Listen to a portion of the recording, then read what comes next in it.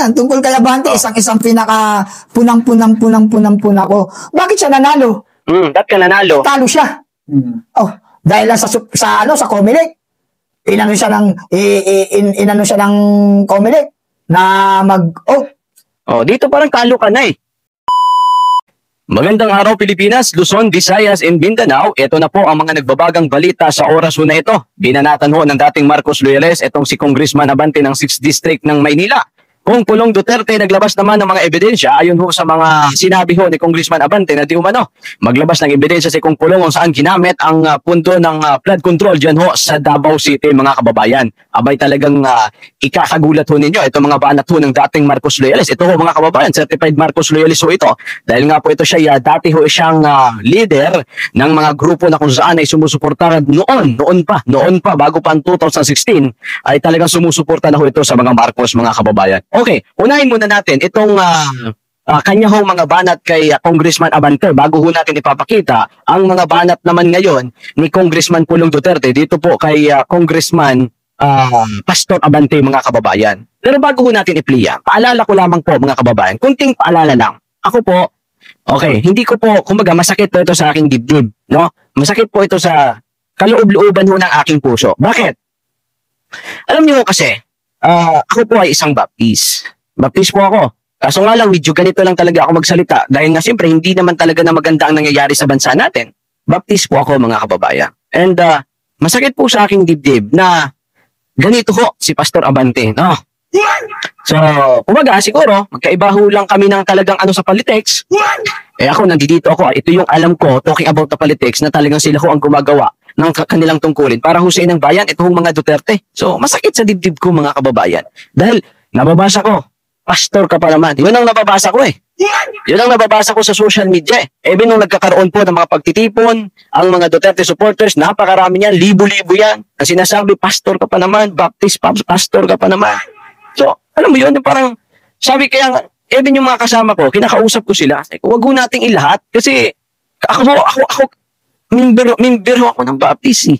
So, nasasaktan ho ako na huwag ko nating ilahat yung mga Baptist. Hindi naman lahat ho ng Baptist ganyan. And lagi niyong tatandaan, hindi lahat ng Baptist anti-Duterte. Mga kababayan, ha? Hindi lahat ng Baptist anti-Duterte. Kaso nga lang, yung mga Baptist kasi, tulad ho namin, meron kaming freedom, katulad ho talking about the politics. Kung sino ho yung gusto namin supportan, hindi po kami tinatawag, wala po kami tinatawag na black booty, no? Kumbaga, kung ano yung sinabi ng taas, yun na lahat. Hindi ho. Kami ho ay may kanya-kanyang pananaw pagdating po sa politics. Kaya nga sa church namin, although nag-share kami ng about sa mga politics, pero hindi ganito mga kababayan. Yung nakita mo naman, tahasan ho niyang binabanatan ng mga Duterte. No? So, eto na. Tingnan natin itong banat ho nitong si dating Marcos Loyales, kung ano itong mga banat niya. Once again, masakit sa dibdib ko ito mga kababayan. Pero ito yung katotohanan, lalahad natin. Okay. Yan, tungkol kay Abante, isang pinaka punang ko. Bakit siya nanalo? Bakit ka nanalo? Talo siya. Oh, dahil lang sa Comelec. Inano siya ng Comelec na dito parang talo ka na eh. Kasi kung inyo pong matatandaan, itong si Pastor Abante mga kababayan, gaya na sinabi ko, masakit to sa dibdib ko, pero sabihin lang ho natin kung ano kung katotohanan. Si Pastor Abante hindi yan nanalo dyan eh. Kaya lang naman naupo yan kasi pinadisqualify yung kalaban eh. Lamang ang kalaban niya yung si Uy. Panalo si Uy sa 6th District ng Maynila. Pero tingnan mo si Abante, inupuho yan ng Comelec mga kababayan. Paano naman yung hinala ng bayan, ng mamamayan? Ng mga constituent dun sa Maynila? Paano naman yun? Hindi naman legal na nanalo. Unang-una ko yan sa kanya. Pangalawa, may threat ka ba? Congressman Abante? Meron kang threat? May death threat ka? Tanong ko lang, personal lang tanong na ito. Personal ha? Isang OFW leader ako. Karapatan ko rin namang usisain ka. Dahil ang pagkakaalam ko ay isa kang pastor. Ngayon, if you are a pastor, your faith in God.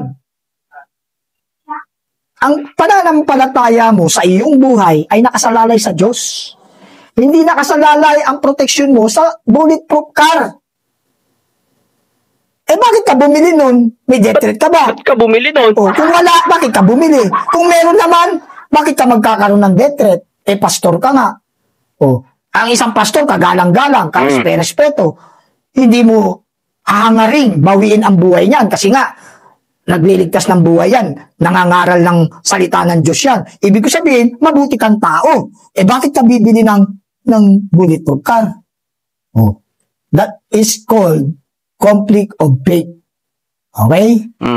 Alam mo mga kababayan, totoo yan. Kasi sa amin kapag ikaw kasi tinatawag mo natin ganon, ikaw servant of God, hindi ka dapat natatakot sa iyong buhay Anytime ka mambawian ng buhay, hindi ka dapat natatakot. No? And ako po, gayang sinabi ko, masakit yan. Kasi nga, syempre, ang mga pastor kasi, to be honest, kagalang-galang talaga yan, mga kababayan. So, servant of God din Kumbaga sila yung mga, according to the Bible, mga pinili ng Diyos Kumbaga, yung pinili, hindi, kasi ang pagiging pastor, hindi yan sabi na, basta-basta lang Kumbaga, hindi kagustuhan lang ng isang tao yan. Kundi kumbaga, pinili ho sila ng Diyos na talagang mangaral. Pero hindi ko maintindihan kung itong si Pastor Abante, mga kababayan, ay naayon pa ba yung kanyang ginagawa sa utuso ng kung ano ho nakasulat sa Biblia. So, hindi ko ho alam question mark ko yan para ho sa aking isipan, mga kababayan. Ayan. Ito ka sa akin, Congressman Abante, conflict of faith. Kasi, yung pananampalataya mo, kinompromise mo na sa bulletproof car. Oh. Di ba? Magkano yan? Ang tanong, magkano yan? Na kung tutuusin, kung inilagay mo na lang sa proyekto para sa mamamayang Pilipino o para sa constituent mo dyan sa Maynila, di ba, ang laking tulong sana. Binigyan mo na lang ng tig-isang sakong bigas yang mga mamamayan ng Maynila. Hindi mauubos yung 25 million na halaga ng bulletproof car mo. Ang laking halaga, tapos ang purpose lang naman to protect your life. Sus, how? Where is your faith? Mga kababayan kasi nga, siyempre, kalat kasi sa social media yan. Ang di umano. Ayan din, sinabi din po nito ni kaibigan ho natin, ayun nga, bumili di umano mga kababayan ng ganon. Oh. Diba? Kapag bulletproof car, handa ka dapat ang bulsa mo dyan dahil malakas sa gasolina yan. Malakas sa krudo yan. Bakit ko nasabi? Mabigat yan Biruin mo, ang bigat niyan dahil hindi tinatablan ng bala yan, mabigat yan. Kahit salamin yan, talagang tamper, talagang napakakapal. Kaya pag tumakbo yan, yung normal na gas mo, magiging triple pupunta ka lang ng Baclaran, mula Santa Cruz, gagasos ka ng 5,000. Sa krudo pa lang. See? Pero samantalang kung hindi bulletproof car, ang gamit mo, baka mga 500 pesos, makakating ka ng Baclaran at makakabalik ka pa. Tama. Dahil nga bulletproof car yan, at mabigat ang weight, normal na talagang mataas din ang gasolina mo yan. Ang krudo mo yan. Kaya nga hindi yan basta-basta ginagamit na pang araw-araw Ginagamit lang yan pag mayroong mga special event.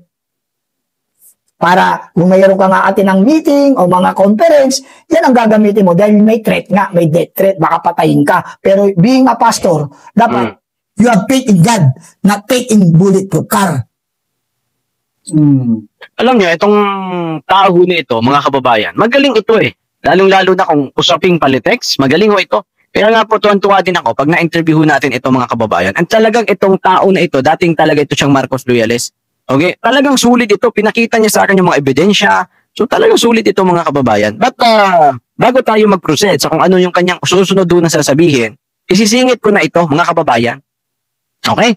Isisingit ko na muna itong sinabi po ni Pulong Duterte. Ito, asa na ba yan? Pulong Duterte. Pasok na kung Pulong. Ito na ang kay kang kung Pulong Duterte, mga kababayan. Okay, papasukin na natin to si Pulong Duterte. Ito na ho, mga kababayan. Ang sabi po kasi dito, mga kababayan ko,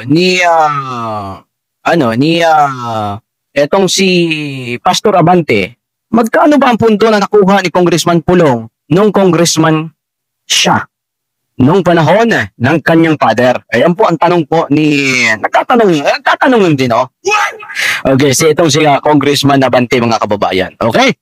Ito po, sumagot po si Congressman Pulong Duterte, kung may baha man dito, humuhupa na din agad.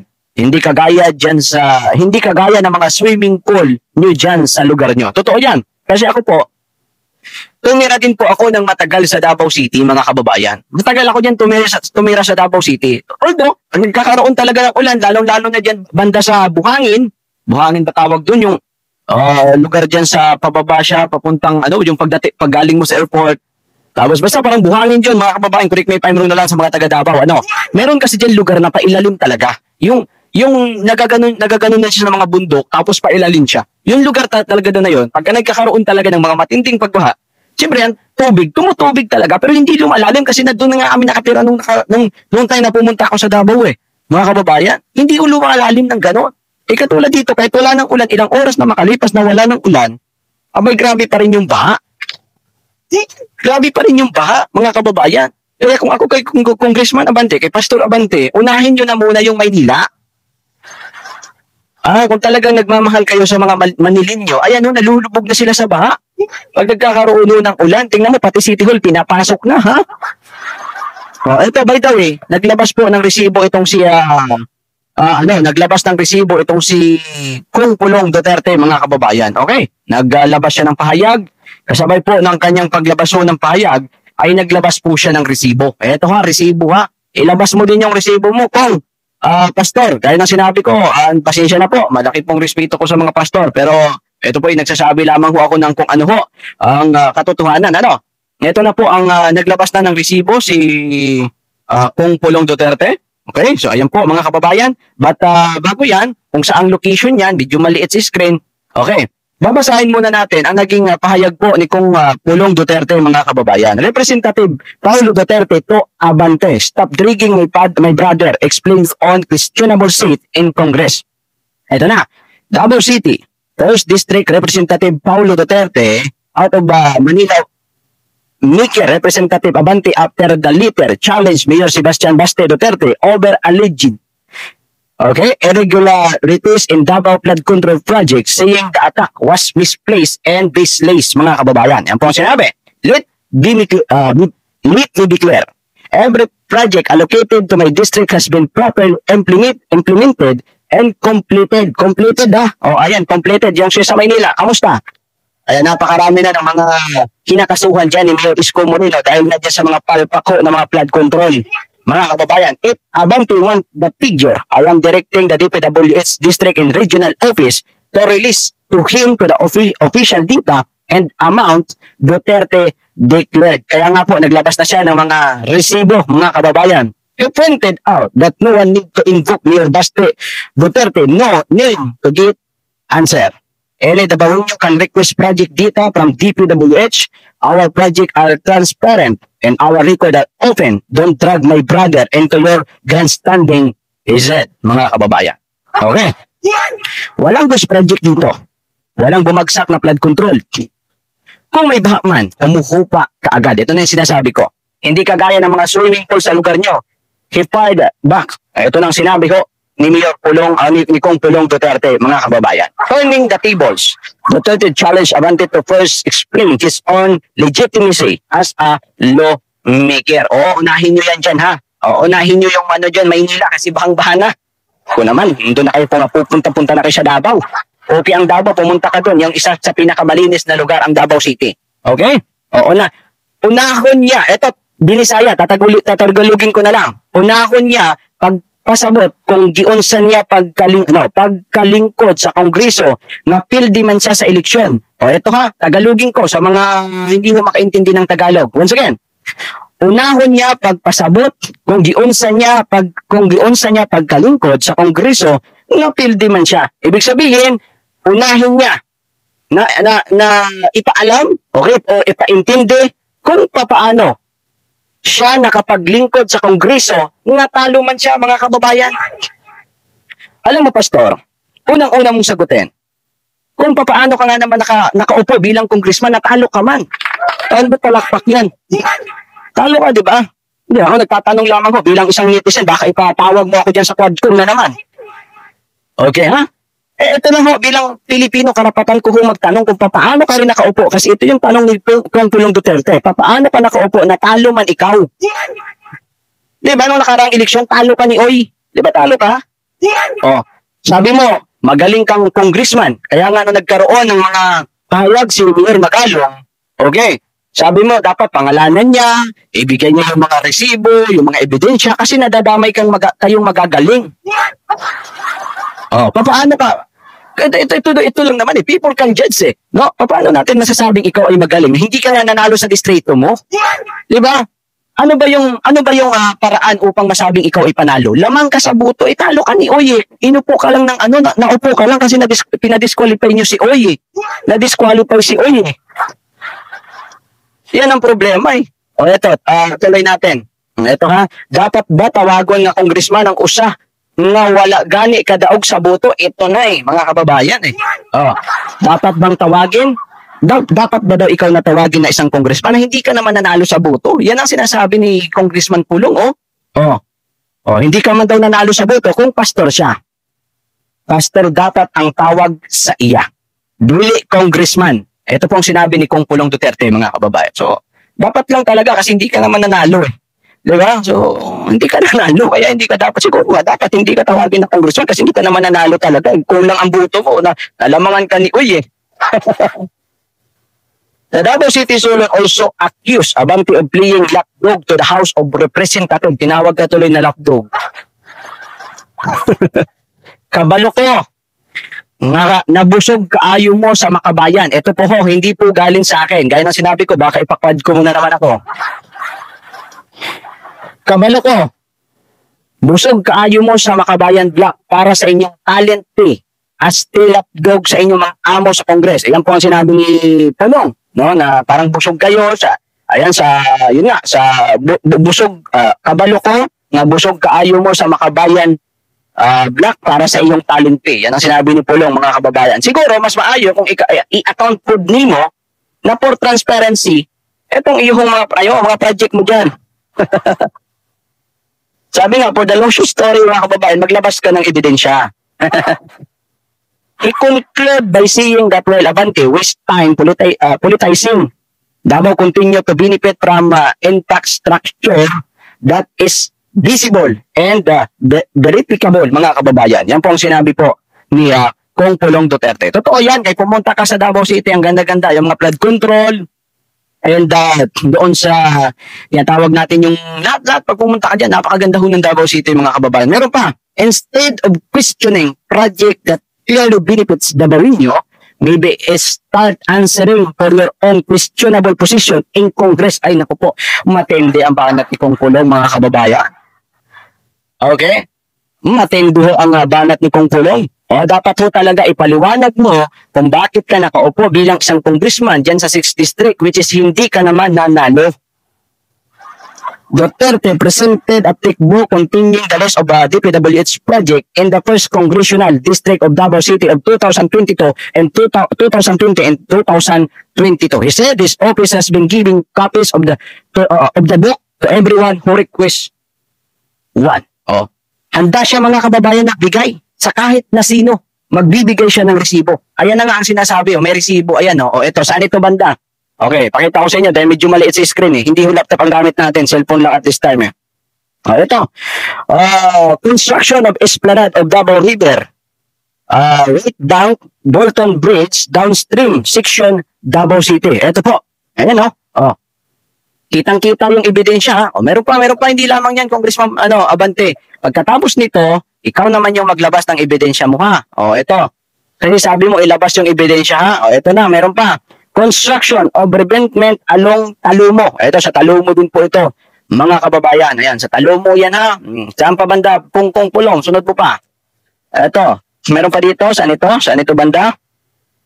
Sa Talumo, ito naman po ay construction of seawall of NHA Bangkal. Ito, sa Bangkal naman, mga kababayan. Kompleto ho ang flood control dyan sa Bangkal. Meron pa isa eh. Hindi, dalawa pa yata ito. Meron pa. Yan, sa Bangkal yan. And ito naman, ito banda. Ano natin ang datos? Dapat tama yung datos natin. Ito po. Construction of revetment along Matina River, Matina Pangi Bridge. Ayan po. Sa Matina naman pala ito, mga kababayan. Sa Matina. And meron pa isa. Ito pa. Last na yata ito. Ito mga nilabas po ni Kong Pulong. Saan na ba yun? Ito yata. Ayan. Meron pa dito ha? Hindi. Yan. Yan sinasabi ko, panay ka nilabasan ka tuloy ng resibo. Ito naman. Saan ito? Ito, along Talumo naman ito, mga kababayan. So, kumpleto ang nilabas po na resibo ni Kong Pulong Duterte. Once again, masakit po ito sa dibdib ko, kabayan. Dahil gaya ng sinabi ko, malaki ang respeto ko dito sa mga pastor. Malaki, sobra, mga kababayan. Pero, even sa amin, yung ano namin doon, yung mga kasama ko, mga ka-member doon sa Baptist, doon sa amin, nagtataka din po sila kay Pastor Abante. No? Pero, yun nga, meron ako dito dati teacher, nung ako po ay nag-school dito ho sa Maynila, meron ako ditong teacher dati na ngayon ay pastor na po, na kung saan, nag-share siya ng mga, yung mga pinupost ni Pastor Abante talking about God, no? So, nakakalungkot lang. Dahil nga ganyan sinabi ko, masakit to sa dibdib mga kababayan. Pero batid doon natin lahat na yung nangyayari sa bansa natin, hindi na tama no? Na dapat nga sana, sa amin ho, pananaw, na dapat talaga sana, yung mga nakaupo sa posisyon, talaga dapat may wisdom ng yung may kaalaman and sinasabuhay yung Word of God. Kasi nga siyempre, akala namin, yan yung paraan upang mapaayos yung bansa natin. Pero tingnan nyo naman ang nangyayari sa bansa natin ngayon. Ha? Nakaw dito, nakaw doon, palpak dito, palpak doon, napakalaking budget ng mga flood control na yan. By the way, tuloy natin itong sinasabi po ng isang dating Marcos Loyales.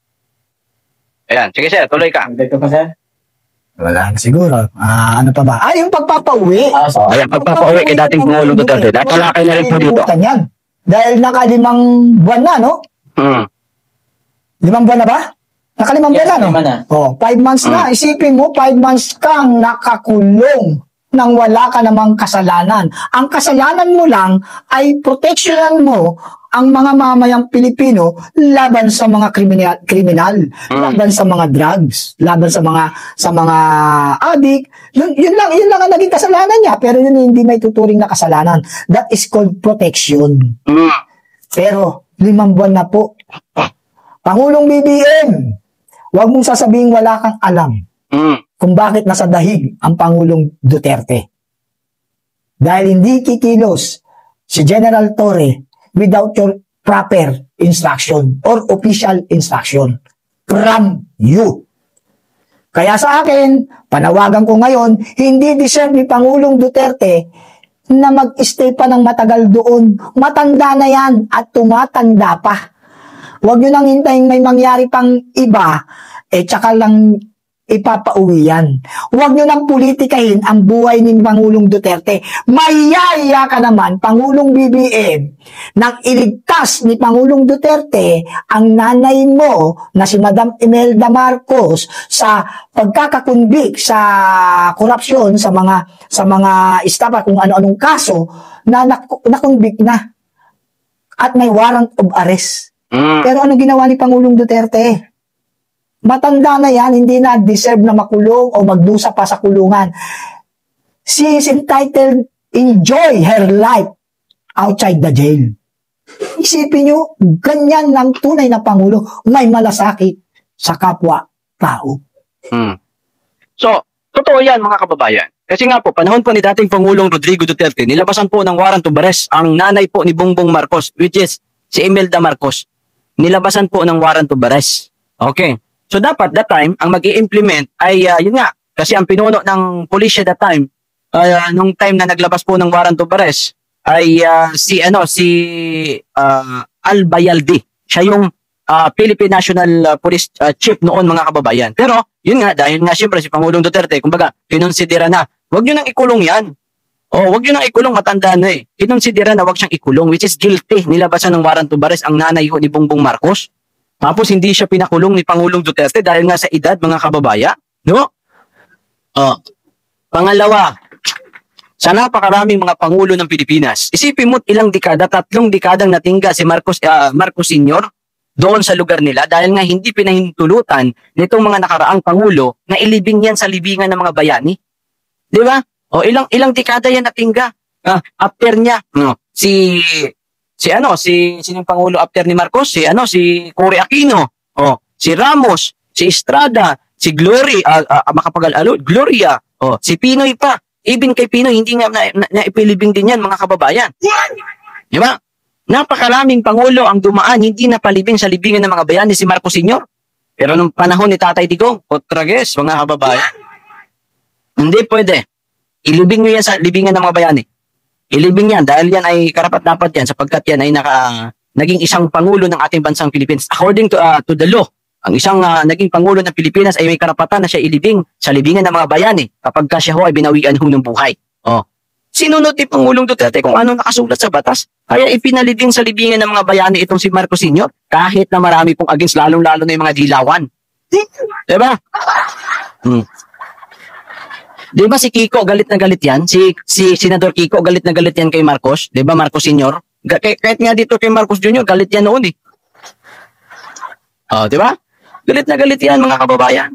Hindi daw karapat-dapat na makalibing yan sa libingan ng mga bayani si Marcos Sr. sapagkat marami di umanong dilabag talking about the human rights. Pero di ba? May nagawa ba sila? Wala. Nadirekta, nalibing sa libingan ng mga bayani si dating Pangulong Ferdinand Marcos. Ganyan si Duterte. May isang salita. Alam mo yung pagkakulong niya sa dahig ngayon? Sinabi niya na noon yan eh. Na kung makukulong man ako, sige, okay lang. Para sa taong bayan. Isipin mo mga kababayan, supposed to be pwede niya namang hindi i-implement ang war on drugs eh. Sino ba nagkaroon ng benefit sa war on drugs? Si Pangulong Duterte? Hindi. Tayo mga ordinaryong netizen. Gaya ng sinabi ko, lumabas po sa survey ho namin noon, actual survey, Kali survey, na talagang mas gusto po ng sambayan ng Pilipino ang pina-implement ng war on drugs ng Duterte administration. Yun yung katotohanan. Although may mga against sa drugs, against talaga sa war on drugs na pinatupad ni Pangulong Duterte. Yun yung mayroong mga kamag-anak na binawian ng buhay dahil nga syempre, natukhang. Yun yung mga gumagamit ng pinagbabawal na pulburon. Yun yung mga galit noon sa war on drugs si dating Pangulong Duterte. Mayroong mga kaibigan dyan, galit kay Duterte kasi alam na. Yun yung katotohanan. Alam niya na yan eh. Na mangyayari sa kanya yan mga kababayan dahil sa pagmamahal niya sa bayan ho natin. Si BBM, anong nangyari kay BBM? Tapos tinuturing yung bayani dahil ibinulgar ang mga palpak ng mga flood control. Ang tanga nyo naman.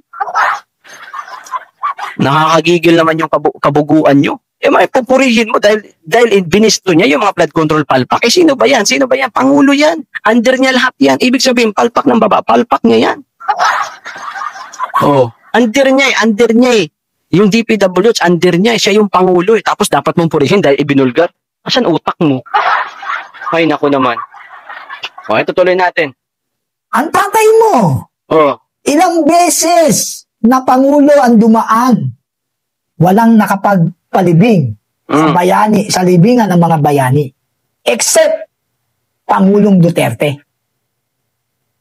Maging ang kamag-anak nyo na si Fidel B. Ramos. Pinsan niya si Fidel, di ba? Hindi niya nagawang ipalibing ang kamag-anak niyang si Apo Marcos o yung tatay mo. Napauwi niya from Hawaii to Philippines, napauwi. Pero not to bring doon sa libingan ng mga bayani. Hindi na ipagpapauwi from Hawaii to Philippines and Philippines to Ilocos. Doon lang. At naka-freezer si dating Pangulong Ferdinand Emmanuel Iberalin Marcos. Natatay mo. Doon ako loyalista eh. Pero wala na eh. Panahon ni nakauwi siya bro? Panahon ni Fidel Ramos. Nakauwi sa Pilipinas? Yes! Si dating Pangulong Fidel Ramos. Namatay siya sa Hawaii talaga? Oo, namatay siya sa labas na ng bansa. Kasi 1986, na people power, di ba? 86. Doon na siya nag-stay hanggang sa namatay siya 1989. Ibig sabihin, ilang taon lang pala ang tinagal niya dun? Ilang taon siya tumagal. Na-depress siguro. Hindi, talagang may sakit. Ayan ha. Isipin mo sa daming pangulo, kahit nga yung pinsan isipin mo na lang talaga, kahit yung pinsan ni Marcos Sr. na si Fidel Ramos, si dating Pangulong Fidel Ramos, although napauwi siya from Hawaii to Philippines, pero hindi siya napalibing sa libingan ng mga bayani, mga kababayan. Isipin mo yan? Walang nagtangka na ipalibing siyang tatay mo sa libingan ng mga bayani. Kala ito si BBM kasi dati, akala ko nitong bait-bait. Akala mo hindi makabasag ng pinggan, hindi makabasag ng baso. Tapos sa panunungkulan ni dating Pangulong Duterte, puri dito, puri doon. Magaling daw si Pangulong Duterte. Kaya nga daw kapag siya naupo bilang Pangulo, continuity. Hindi niya hahayaan ng ICC na pumasok sa Pilipinas upang dakpin ng isang Pilipino. Ang dami niya doon pangako eh. Diba? Tapos sinabi niya pa na unang daw tumulong, nagpapasalamat daw sila sapagkat kahit mayor pa lang noon si dating Pangulong Duterte, una nang tumulong sa mga nasalanta doon sa Yolanda. Nakakala ko talagang bait niya, no? Nakakala ko talaga, mga kababayan. Ang layo ho sa realidad eh. Ang layo sa nangyari noon sa ngayon. Parang kala mo nga dati hindi makabasag plato eh. Sa bagay, totoo nga naman talaga, kapag anong sinabi ni anong sinabi ni Atty. Mike Operario?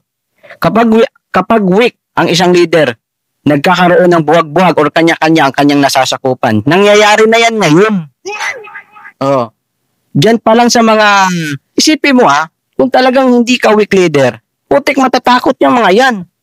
Hindi gagawa ng kapalpakan yan. Hindi kukurakutin ang pera, hindi magkakaroon ng mga ghost project sa mga flood control kung hindi takot sa iyo yan.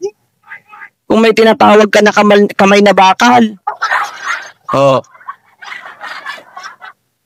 Yun ang katotohanan. By the way, hanggang dito tayo muna, kabayan. Umahaba na tayo.